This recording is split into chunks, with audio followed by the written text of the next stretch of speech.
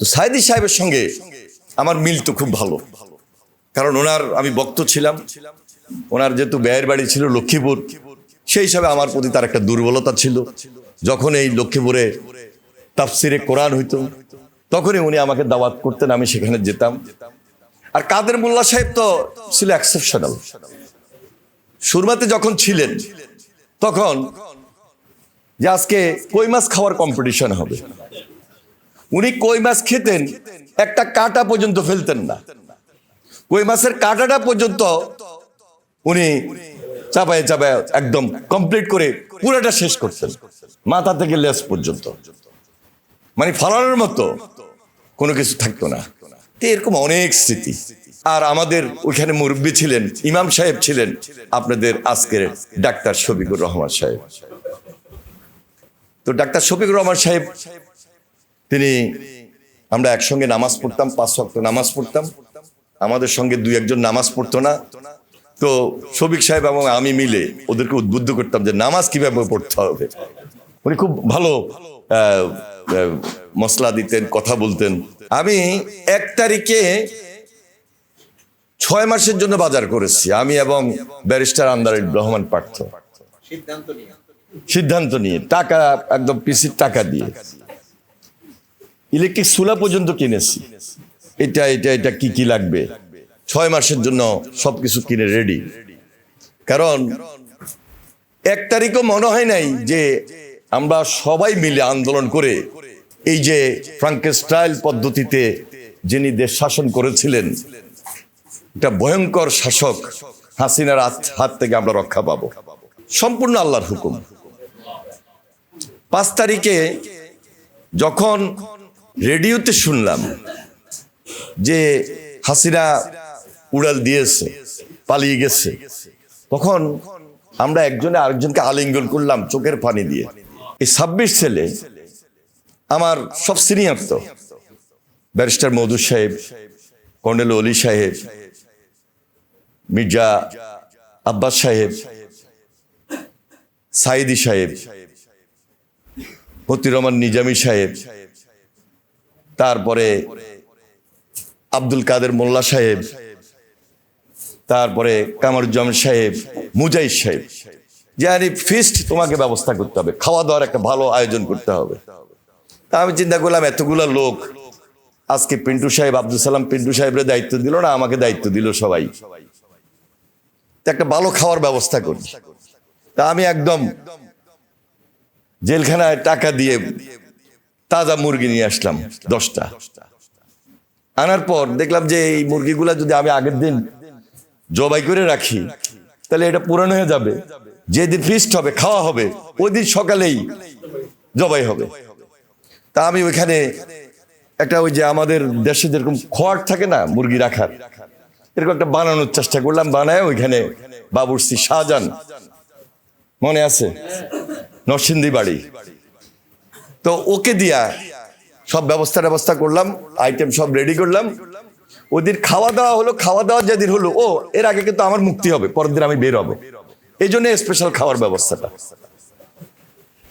আমি খাওয়া দাওয়া শেষ, পরের দিন আমি বাইর হব।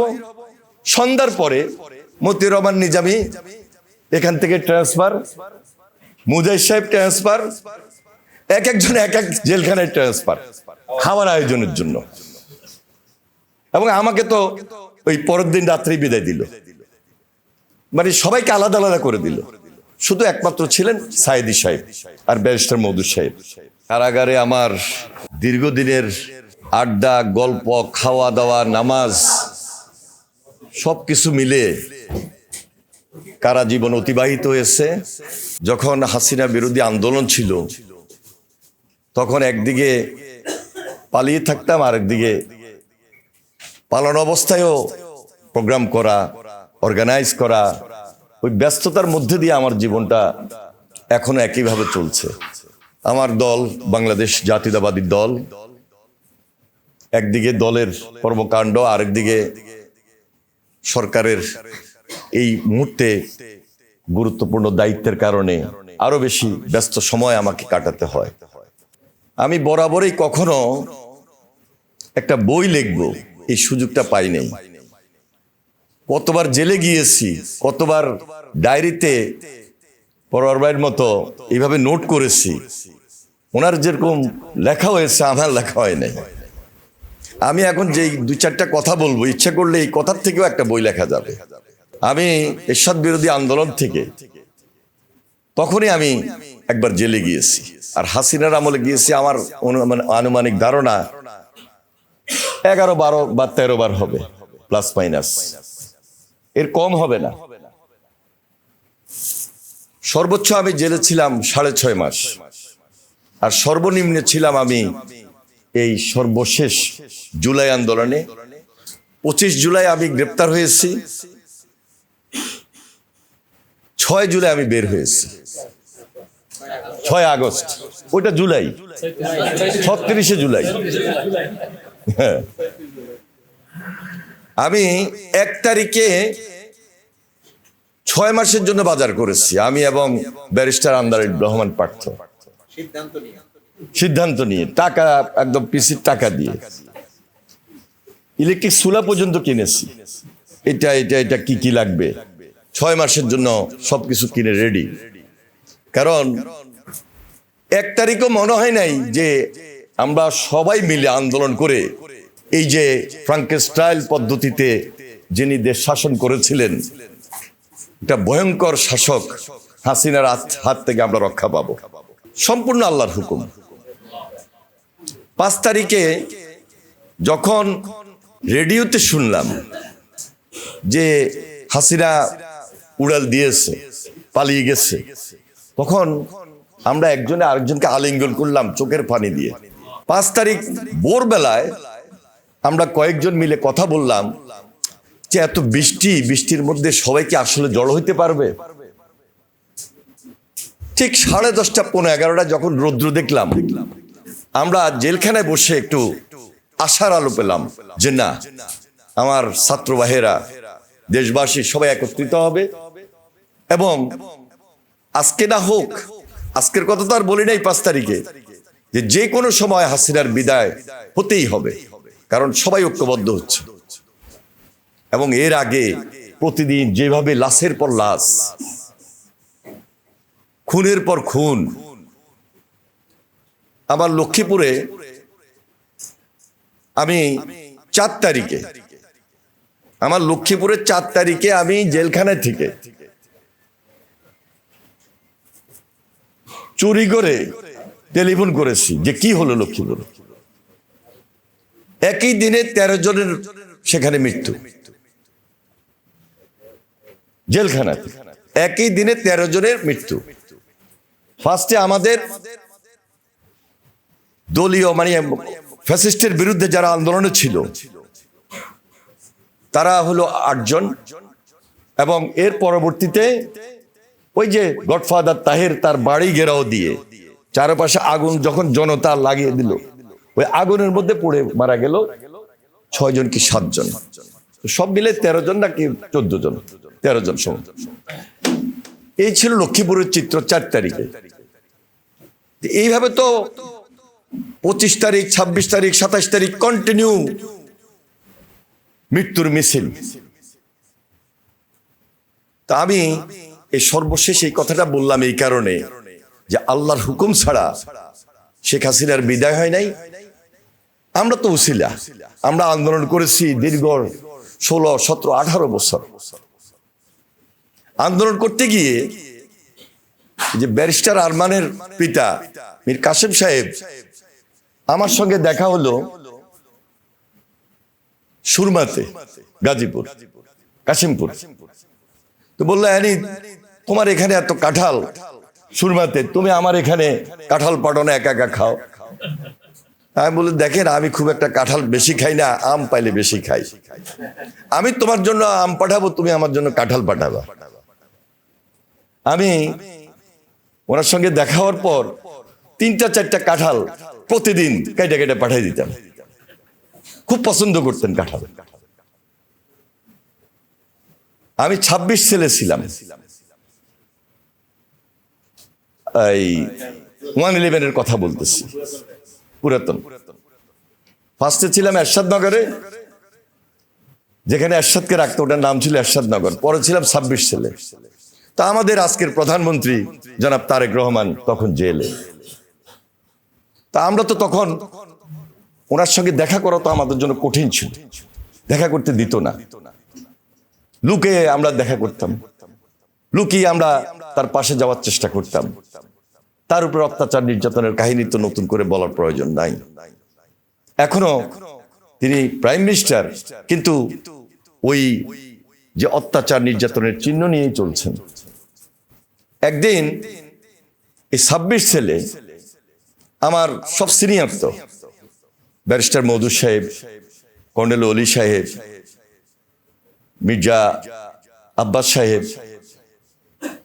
সাইদি সাহেব, মতিউর রহমান নিজামী সাহেব, তারপরে আব্দুল কাদের মোল্লা সাহেব, তারপরে কামারুজ্জামান সাহেব, মুজাহিদ সাহেব, যে আরে ফিস্ট তোমাকে ব্যবস্থা করতে হবে, খাওয়া দাওয়ার একটা ভালো আয়োজন করতে হবে। তা আমি চিন্তা করলাম এতগুলো লোক, আজকে পিন্টু সাহেব, আব্দুল সালাম পিন্টু সাহেবের দায়িত্ব দিল না, আমাকে দায়িত্ব দিল সবাই, একটা ভালো খাওয়ার ব্যবস্থা করি।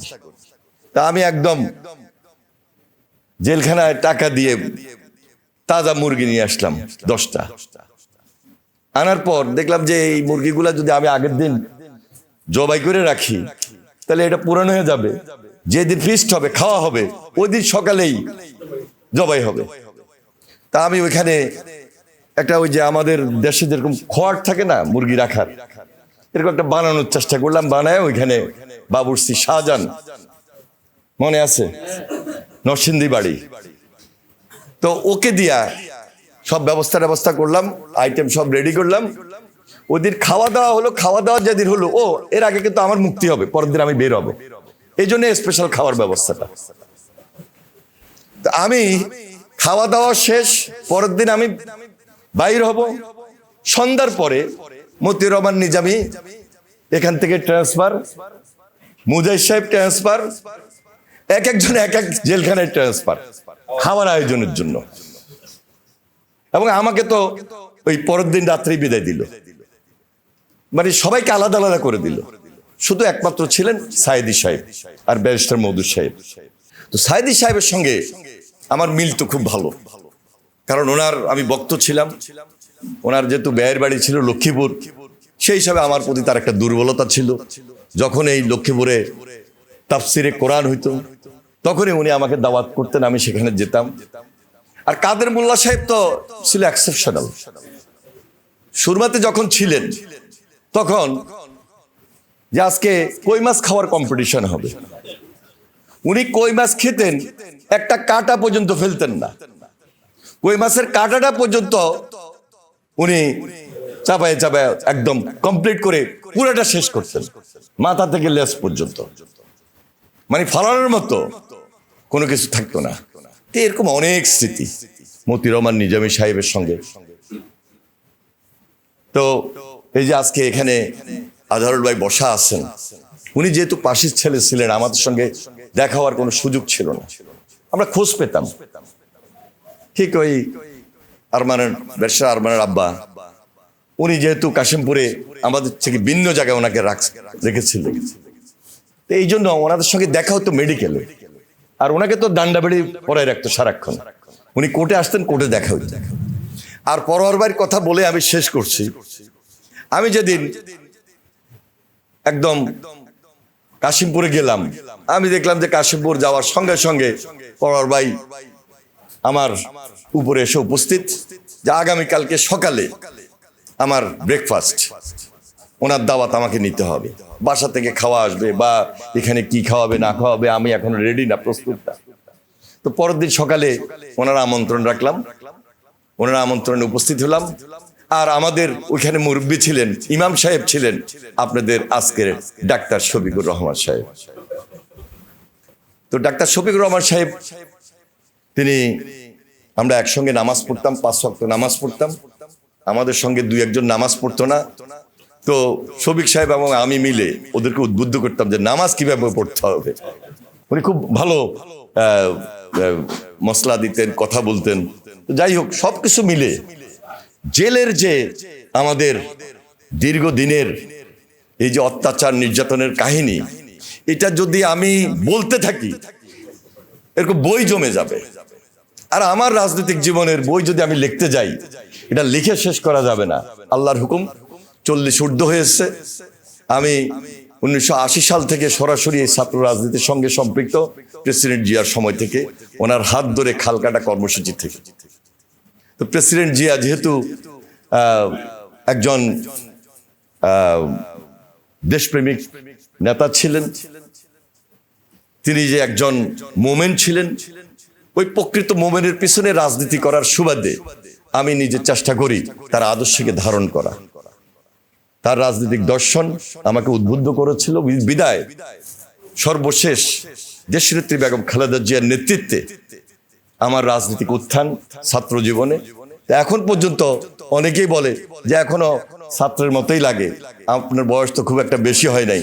তা আল্লাহর হুকুম সবাই দোয়া করবেন, আমরা যেন মিলেমিশে পার্লামেন্টে যেভাবে কথা বলি বাইরে যেন সেটা রাখতে পারি। পার্লামেন্ট এবং বাইরের মধ্যে কিন্তু কিছুটা হলো ডিফারেন্স আপনাদের মধ্যে আছে। প্রকৃতপক্ষে এই ডিফারেন্সটা থাকা উচিত না, কারণ ডিউ টু ফ্যাসিবাদের বিরুদ্ধে লড়াই সংগ্রাম আমাদেরকে চ্যালেঞ্জ দিয়ে করতে হয়েছে। পার্লামেন্টে সর্বশেষ 2008-এ যখন ছিলাম, তখন ওই প্রাইম মিনিস্টার ওখানে বসতো আর আমরা আমাদের বিরোধী দলের নেতার পিছনে বসতাম, এইভাবে আঙ্গুল দিয়ে বলতো তোকে দেখাই দিবে। ওইটার প্রতিবাদ আমরা করেছি, হাসিনার কাছে মাথা নত করি নাই। তো যাই হোক, সবাই নতুনভাবে দেশটাকে গড়ব, এটাই তো আমাদের কাছে সাধারণ মানুষের আশা প্রত্যাশা। এই প্রত্যাশার জায়গা থেকে আমরা সবাই ঐক্যবদ্ধ থাকবো। ধন্যবাদ সবাইকে। আসসালামু আলাইকুম ওয়া রাহমাতুল্লাহি ওয়া বারাকাতুহু। ধন্যবাদ।